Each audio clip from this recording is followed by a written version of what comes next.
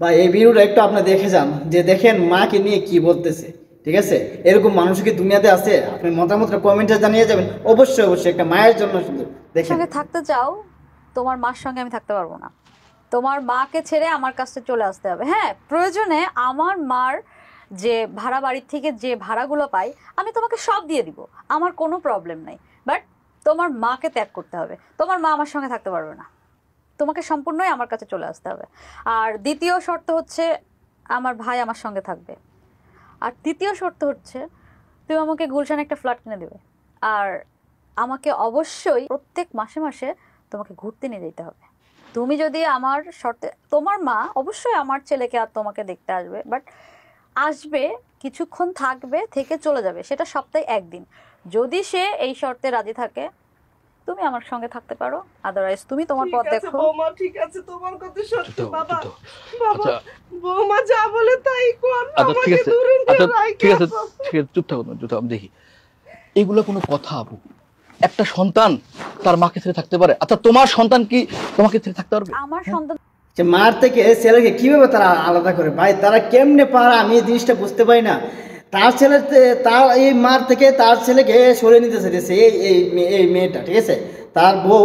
ঠিক আছে, এই মেয়েটা তার তার মার থেকে তার ছেলেকে কিন্তু আলাদা করে দিতেছে, কিন্তু তার ছেলেকে, তাই এই মেয়েটার যে ছেলে আছে তার বাবার থেকে সে নিয়ে যাবে, কিন্তু তার কাছে রাখবে, কিন্তু তার মার কাছে তার ছেলেকে থাকতে দিবে না।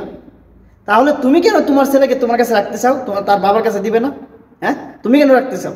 আপনার কিছু বলে যে শুনে একটু। তোমার মতো অমানুষ হবে না যে আমাকে ছাড়া থাকবে। কি অমানুষ? এগুলো কোনো কথা? হ্যাঁ কথা তো, তুমি তো একটা অমানুষ। তুমি তোমার মার কথায় ওঠো বসো, তোমার মা যেটা বলবে সেটাই।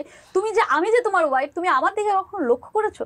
তুমি তোমার মার কথা মতন উঠবা বসবা, তুমি তোমার মার কথা মতন আমাকে ঘুরতে নিয়ে যাবা। এই আপনি কি জানেন, এখন আপু দেখুন, দেখুন সে তার ছেলেকে কিভাবে সাপোর্ট করে, কিভাবে মানে উস্কায় দেয়। কি করবা সামনে নিবা। মা আপনি একটু শান্ত হন। আমি একটু চুপ থাক। আচ্ছা আমাকে কি দেখে মনে হয় আমি ড্রিঙ্কস করি, আমি সিগারেট খাই? ঠিক আছে, তো আমি তো বললাম যে আমি আমার মা আমার সন্তানকে নিয়ে তো সুখে থাকতে চাই, তো তুমি আমাকে একটা সুযোগ দাও। বউ যা বলে তাই শুন বাবা, তুই আমাকে কত নিয়ে রাইখে আয় বাবা। মাঝে মাঝে আমার নাতির মুখটা একটু দেখা দিস, আমি দেখে শান্তি পাবো বাবা। আচ্ছা সে কিভাবে পারবে? হ্যাঁ, তার মার থেকে তার সন্তানকে আলাদা করতে? আচ্ছা তার যে সন্তান আছে, এই যে মেয়েটার সন্তান আছে, ঠিক আছে, তার থেকে যদি তারা আলাদা করে দেয়, তার কতটা কষ্ট লাগবে? হ্যাঁ, তার কি কষ্ট লাগবে না? কিভাবে পারে? এত বছর তাকে লালন পালন করে এত বড় করছে, তারপর বিয়ে করেছে, ঠিক আছে, তারপর তো এনে তুই বিয়ে করার পর তুই বউ আসছিস বাড়িতে, ঠিক আছে, তাহলে তুই কিভাবে আলাদা করে দিছিস তোর তো মার থেকে তার সন্তানকে? কিভাবে? এটা কি সম্ভব না? আপনারা বলেন। আজকে সে মেয়েটার সন্তান যদি সে তার বাবা নিয়ে নেই, ঠিক আছে, তার কষ্ট হবে না? তার তো কষ্ট হবে নাকি? এরকম আমাদের সমাজে অনেক এরকম মেয়েরা আছে যে এই পরিবারটাকে যখন আসে, বিয়ে হয়ে যখন আসে, তখন সংসারটা ধ্বংস করে দিই। এরকম অনেক অনেক মেয়েরা আছে। ঠিক আছে, শুধু আজকে আমাদের সমাজে শুধু একটা দুটো না, আজকে আজ আমাদের সমাজের মধ্যে এরকম অনেক আছে, প্রায় প্রায় জায়গায় দেখা যায় ভাই। আপনার হুজুরেরাও আপনার ওয়াজও করে এইসব বিষয় নিয়ে বেশি বেশি, তারপরেও কিন্তু এইসব হইতেছে। ঠিক আছে, তারপরে আপনার আল্লাহ কোরআনের মধ্যে বেশি বেশি বলেছে যে মা বাবার সেবা করে, কিন্তু এরকম কিছু মেয়েরা তার যখন বিয়ে হয়ে আসে স্বামীর করে, তখন এসেই মার থেকে তার সন্তানকে, বাবার থেকে তার সন্তানকে আলাদা করে দেওয়ার চেষ্টা করে দেয়। তো বলবো মা, আমার এরকম কিছু বোনরা যারা আছে বা বোনরা, আপনারা এই কাজটা কোনোদিনই করবেন না। আপনার সন্তানের যখন আপনার থেকে আলাদা করবে, তখন আপনার কেমন লাগবে? আপনার ভবিষ্যতের চিন্তা করবেন।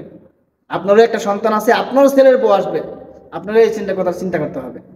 ঠিক আছে, অবশ্যই ভিডিওটা ভালো লাগলে সবাই শেয়ার দিয়ে দিবে। আপনার মায়ের মায়ের কথাগুলো কমেন্টে লিখে যাবে। এইরকম মহিলাদেরকে কি বলা যায়?